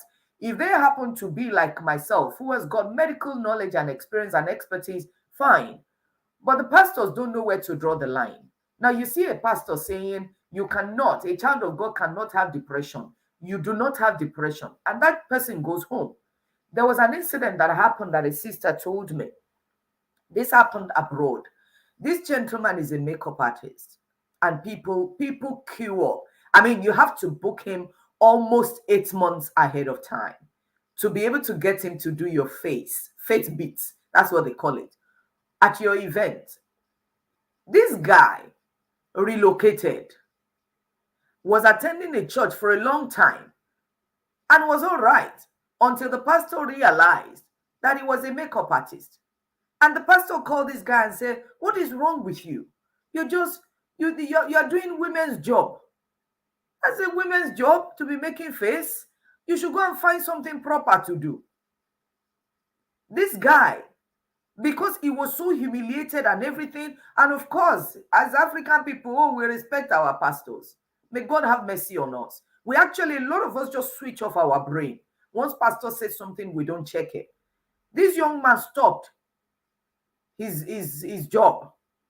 He now went and got job as a carer, because that is acceptable. At least that is a man can do that job. He's next to nursing, so you can do it. So he went and got a job, and he was put in a home where he was taking care of people. Of course, the money that he had, that he was using to take care of himself, was coming from his makeup artist job, and he didn't have access to that money anymore. So this gentleman was the one who made the confession. He has to get to the center early and eat breakfast from the food of the people he's taking care of. I mean, how bad does it get? It got to a point he could not pay his house rent. And that was when he started reaching out. And people were asking, "What is wrong with you?" And he said it was a pastor who told him that what he's doing, in fact, you cannot even do something that is supporting the kingdom. You are doing something that is promoting worldliness. How did that come in? How did that come in? To the point that this guy tried to end his own life. And he said, of what point is he? His mother is almost dying. He cannot even afford to buy ticket to go and visit his mother at home. All because pastor counseled wrongly. I'm pleading with you today, please. There are many areas on earth you can get help. I know for us, Nigerians in particular, our pastor is everything. He's the chef, he's the accountant, he's the lawyer, he's the doctor, he's the everything. Don't let a pastor destroy your life. God has placed your pastor to feed you. Feed. Spiritual food. Please seek expert help in every other area in life, except your pastor has got professional skills that you can benefit from. Please, pastor, know your limits. Don't tell people, that there is nothing wrong with them. Somebody said, "Pastor, I've had this cough for three months now. I'm losing weight." You tell them to drink anointing oil. Anointing oil is not going to touch the root cause of that cough until you find out what it is. Please, I plead with you in the name of the Lord. I'm going to have to let Tolu go now so I can talk through the remaining things. Tolu, do you have any parting words for us? Well, no parting words, just, reach out for help. If you're struggling, get help. There's, early intervention makes a difference. Talk to somebody who can point you in the direction of help. And as always, thank you so much for having me. This has been a fantastic time, and I will be jumping on and watching the rest of the session myself. Thank you. Thank you, Tolu. Thank you so much. God bless you. God bless you. So that's Dr. Alugo there, consultant psychiatrist. She's based in Canada. She's doing an amazing job. If you need private psychiatric help, Dr. Lugo is available, and you can find her through me or through social media. Just put TEEAL, and that should bring her out on her profile. At the end of the session on Sunday night, I'll be sharing all the social media links and how you can contact all the people we've had here. So, a few more things that I need to talk about, and then we'll be out. I'm going to be rushing through them. I think we should talk about seizures. A lot of people, they know, they have an idea what seizures are, but they don't know what causes them and how they should be managed. Now, seizures can be febrile, that means one that is caused by fever, or non-febrile. Febrile seizures, which is caused by high temperature, very common in children up to about the age of 3, around about that time. Yes, 6 months or thereabout, 3 years. Within that time frame, febrile seizures or seizures caused by high temperature is quite common, and a lot of children will recover from it without leaving any consequences. And if it has happened once, it can happen again the next time they have a high temperature. It is just like your thermostat at home that switches off when there is a power surge. So you need to be aware of what a febrile seizure is. So if your child has got a high temperature and suddenly you see them jerking and shaking, then first thing to do is not panic. Second thing to do, make sure the child is safe. Remove them from any objects that may cause harm to them. Remove them from any high places. Put them safely on the floor, on the left side, in a place that is comfortable. Okay? And just calmly talk to them and reassure them until the episode is over. If your child is having repeated seizures that is caused by temperature within a time frame without being able to catch a breath, get immediate emergency help. That is not common, but it can happen. When the child comes around, please treat the cause of the temperature. Treat the fever by giving them Calpol, which is paracetamol, widely accepted, Nurofen or ibuprofen. Some children may not be able, yes, some children may not be able to tolerate ibuprofen. So I said, treat the fever, it should calm down. So, what to do? Get help immediately. Remove the child from harm. Don't put objects in their mouth. Biting the tongue. People always say, don't let them bite the tongue. Don't let them bite the tongue. What you do not know is that it's better for a child to bite the tongue than for you to dislocate their tooth and the tooth goes into their airway and they die from that. So please do not put objects into their mouth. Do not give them unproven things. They say pour hot oil, pour palm oil, pour anointing oil, pour diet coke. These are the things I've heard before. Please, I beg you in the name of the Lord, if your child has got a temperature and they're shaking and jerking, it is likely that the brain has overheated. That is the best word I can use to describe it. And the thermostat in the brain is short and they will calm down afterwards. It doesn't mean that they're going to be epileptic in their life. No, it doesn't mean so. If you have a child who has already had a high a fever that leads to a seizure, yet your other children may be at risk of it. There are other seizures that are not shaking and jerking. There is what we call infantile spasm, when the child goes like that and you just notice like that and then it calms down. So you need to be aware that it's not all high temperature related seizures that you can see. If you notice any abnormal movement in your child, please get help. There is also one that is called absent seizure, where the child seems to go in a trance and then they recover. When you notice that as an observant parent, you should be able to see these things. If you see them, don't just assume that it's nothing, but especially if it is repeated. You see a child that is joking, playing, and suddenly they went as though there is no expression, as though they cannot see you, they're breathing, you need to get that checked. So that is that about seizures. That is that about seizures. I've spoken about fever in a way, but I'm still going to address this really quickly. High temperature. High temperature is very common. It is one of the commonest reasons why children come to see the doctors. But a lot of children do not have serious causes for their high temperature. High temperature can just be because of what we call in the UK a viral illness, which means your child has just come in contact with a simple virus. And usually this lasts about 7 days, maximum 10 days, and the child will be absolutely fine and you can manage them at home. So, how do you know a child has got a temperature? Every family should have a thermometer. You should have a small first aid box in which you have a thermometer, a few things that you can use to attend to wounds. If you don't have it, please get it. So I said, people say, okay, I can use my hand. I normally say to parents, yes, you can. You're assuming that you are normal. If you yourself, you have temperature, and your child temperature is lower than your own, but both of you are unwell, you would think the child is okay. So how many days? You should ask that question. Those are the things that should help you know whether you should get help. How many days has this child has had a temperature for? How hot is the child? A child who has a temperature of 38.2 is different from a child who has a temperature of 40.9. They could mean two different things to me. One of them, I'm already worried about sepsis. The other one, I know it's likely to be just a viral illness. Is the child quiet? Is the child absent? Is the child playful or running around? At times, the parents will come. If you've experienced this, it's very funny. At times, the parents will come and say, I brought my 2-year-old. He has not eaten for 5 days. The child comes into me and say, hello, Dr. Jeffries. And you look at the mother, they're looking so embarrassed. Don't worry. It was the medication you gave at home that is working. We understand, we're not embarrassed that you've come in that way. It's better to get your child checked. Now, people talk about exposing the child and putting what they call tepid sponge. I need to explain this to you. Just like us adults, most of us, when we come back from a very sunny environment, what do? You jump and you shower with cold water. Hey, error, error, fa, foul. Don't do that.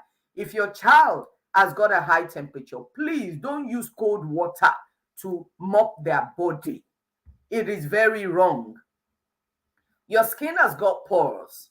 When you expose your skin to cold surface, the pores close up and whatever is inside cannot come out. So when you are giving tepid sponge, you need to make sure the water is warm. It sounds stupid because your child is running a temperature and we're asking you to put warm water. You're putting the warm water so that the pores can open up. The heat from inside the body will escape and the body will cool down. So it is good to put tepid sponge, but make sure it is with warm water. If your child has got a temperature and you're giving Calpol, it's not working. Calpol is paracetamol. Make sure the child is checked. They may have tonsillitis, they may have a chest infection, they may have a water infection, they may have other serious infections. Poisoning. I must talk about poisoning before we go. For most poisoning, the adult is responsible for keeping something somewhere carelessly. Please, your hair glue, your liquid for your what's it called, lens, all these things should be kept away from where your child can reach. If you have young adults in your house, please label things. Make sure things are labeled. Put poison on things as it should be. When I started ketogenic lifestyle many years ago, that was one thing that they said we should do. Anything that has sugar, please write poison on it so that your brain will kick in when you want to eat sugar or when you want to indulge. Be observant. Notice when you look at a toddler, you see a toddler that has just collapsed. You're wondering what has happened. Look at the mouth, look at the clothes, look at the hand. That is how you know that your child has swallowed poison. But it's better to keep the things that are poisonous far away from reach so that your children do not have access to them. Allergic reactions. Allergic reactions, I think we've got 3 to deal with and then we'll finish. Allergic reactions, extremely common.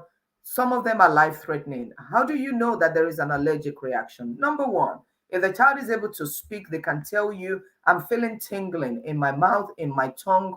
You can see swelling around the mouth or wherever it is that the thing has gone in.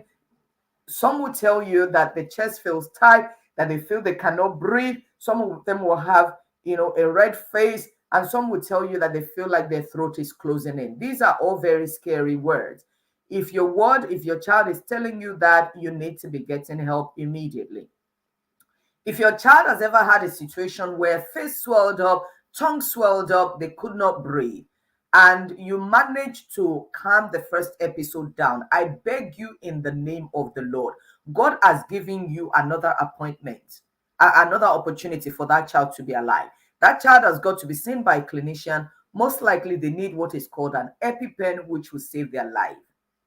If your child has had an anaphylactic reaction, which was what I've just described, to the point that face swollen, they couldn't breathe, neck closing in, tongue swollen, and they survived the first one, if they encounter that thing again, they may not survive it, because the body already sees that thing as an enemy. And the next time they come in contact with that thing, the body shuts down. So I plead with you, if you prayed the first time and it worked, get help and pray along for the second time. Burns and scalds, I've mentioned this earlier on. This can be avoided. Keep hot things away from children. Keep hot surfaces protected. Put guards, and be attentive. Rashes. As I was writing this, I remember one of my sisters who is currently in the UK now. Many years ago, she reached out to me and she said, Omo B, I need you to pray. My child is unwell. And my curious self, I said, tell me the symptoms. And she said, there is a rash. And my head just went. I said, how does it look? She said, it's darkish. And it has a high temperature and it does not, is not very well at all. I said, tell me how these symptoms came. As this, my sister explained the symptoms to me, I knew that was a meningococcal rash, which anybody, any clinician on earth should be scared of. And I said, where are you? She was in Okitipupa. Ah, my life. What time is it? It's about 7:30 p.m. I said, is your husband home? Said, yes. I said, get to Ibadan now.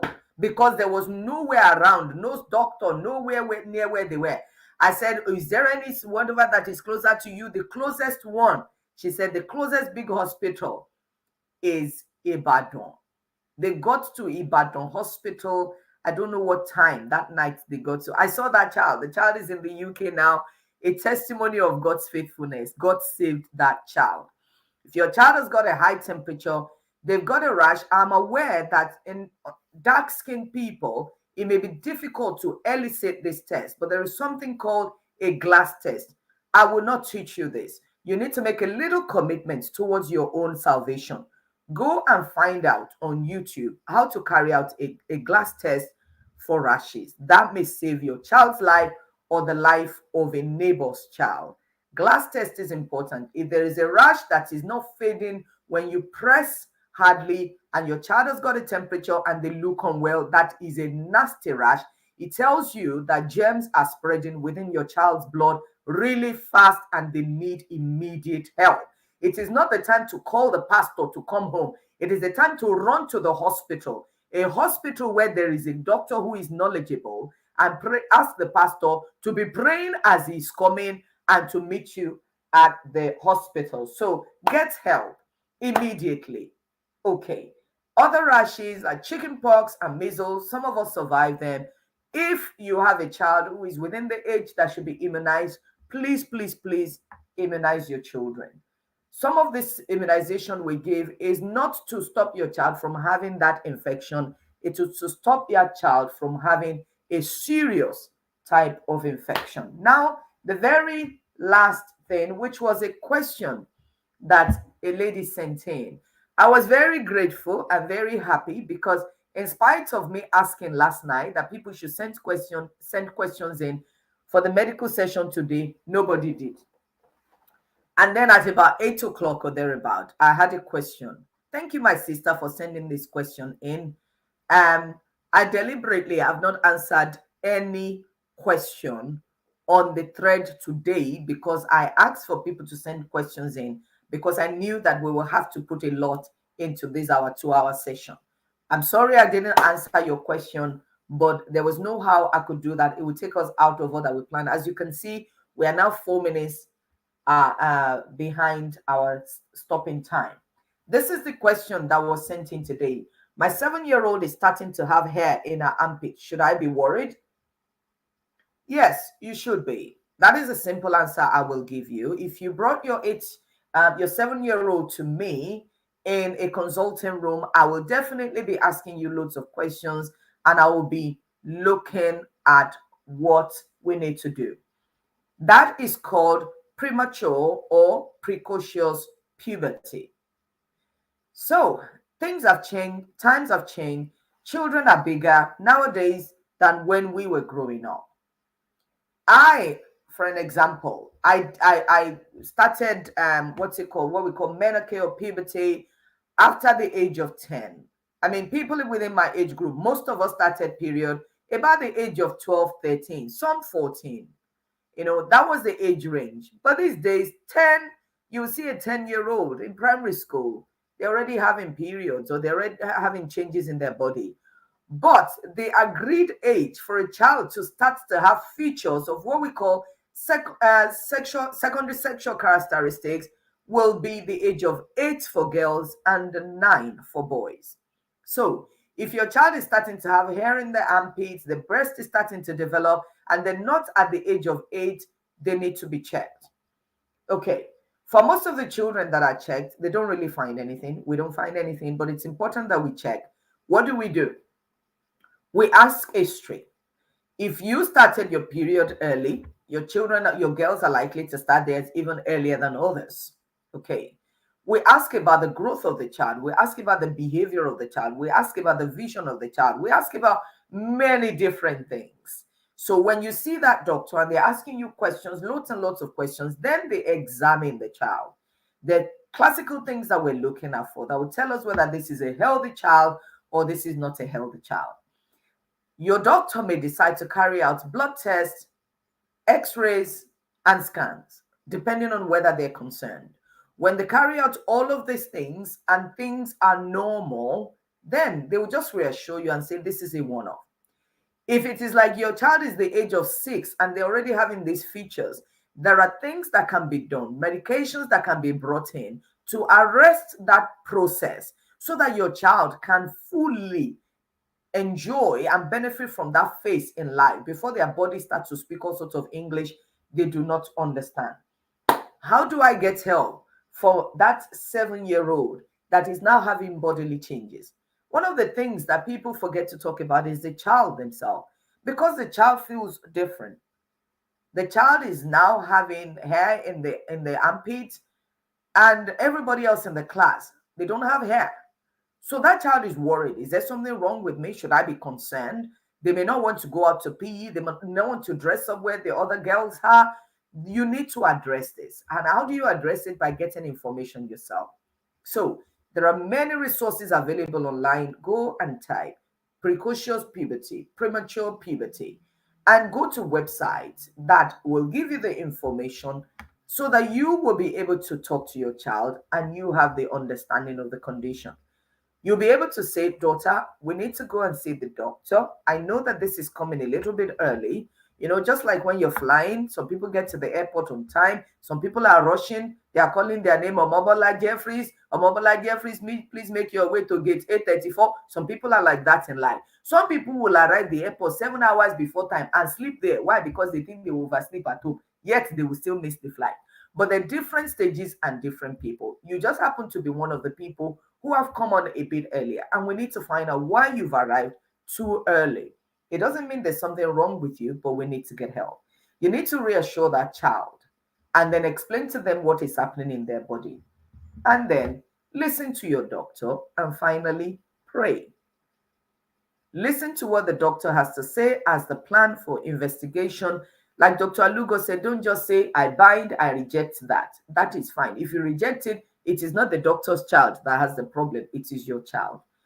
Pray. Whatever information they give you, whatever they say is wrong or not wrong, pray. Remember, you are the spiritual custodian of that destiny, and God will help you to get it right. I think that should bring us to the end of the morning session. I hope you've learned a thing or two. I hope you've benefited from this session. It's been amazing seeing you ladies and having you listen. I'm so grateful to Dr. Lugo for joining in today. As I said, 6 a.m. in our country. She came and she joined us. So it's beautiful that she decided to join. So, ladies, we'll finish now. I commit you into the hands of the Lord. This evening, we will be back at 7 p.m. There is so much to do tonight. I suspect that we're going to be on from 7 p.m.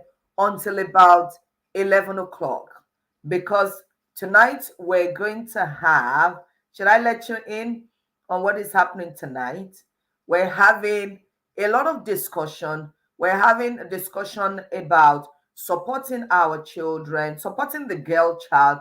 We're having discussion about how to maintain boundaries, how to give structures. Oh gosh, that's going to be interesting. Motherhood, God's way. How does God see motherhood? These are the things that we will be talking about later today. So see you at 7 o'clock UK time, which is 7 o'clock Nigerian time. God bless you. Remember to please share the flyer, share it on your wall. I will share the link for tonight's live session. I'll share it on my wall now so you can share it to as many people as possible. And I'll see you later. God bless you and have a lovely day.